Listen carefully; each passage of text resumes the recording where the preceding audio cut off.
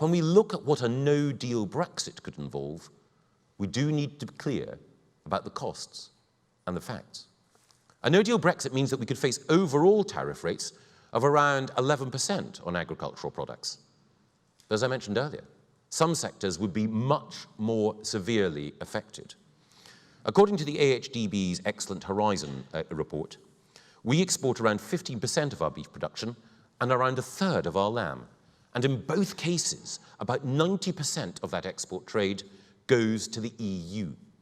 Some of that trade is routed through Rotterdam to other markets beyond the EU, but most of it goes to European consumers. And it's a grim but inescapable fact that in the event of a no-deal Brexit, the effective tariffs on beef and sheep meat would be above 40%, in some cases well above that. And while exchange rates might take some of the strain, the costs imposed by new tariffs would undoubtedly exceed any adjustment in the currency markets. And of course, if the pound does make exports more competitive, it also feeds inflationary pressures at home. And tariffs are not the only issue. While the EU have pledged to accelerate the process whereby the UK is recognised as a third country, and we can therefore continue to export food to their markets freely, all products of animal origin will have to go through border inspection posts.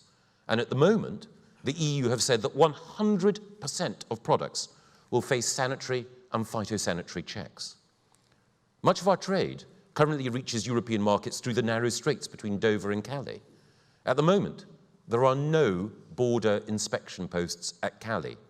And while we do hope that the French take steps to build capacity there, that capacity is unlikely by the end of March, to be generous. The EU have also said that hauliers from the UK can carry export goods to EU markets, but they cannot make multiple journeys from EU country to EU country unless the costs of haulage could rise as well.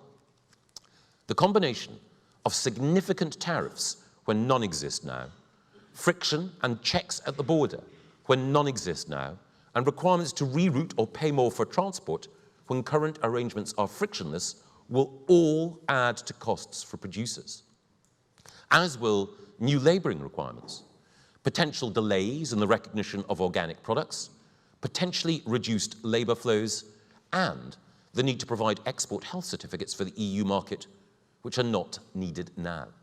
Of course, we can and are at DEFRA doing everything to mitigate those costs, and we're developing plans to help support the industry in a variety of contingencies. But nobody can be blithe or blasé about the real impact on food producers in this country of leaving without a deal. Here's the bottom line. Britain needs frictionless trade with the EU. We need free movement of goods, services, capital and people for our country not just to survive, but to thrive. We need to continue with the status quo, the arrangement we have now as a full EU member. And yet, we're leaving all the benefits of the EU only to desperately try and get back as many of those benefits as we can after we've left. Theresa May's deal won't give us frictionless trade. Her deal is just the divorce. It will take many years to agree a new EU relationship. We're paying around £39 billion to settle our debts with the EU to enable us to have an inferior relationship with the EU. We are leaving for no good reason, not one. We will be poorer, with less sovereignty, fewer rights and protections, restricted trade, and diminished power after we've left. What's the point? There's no point.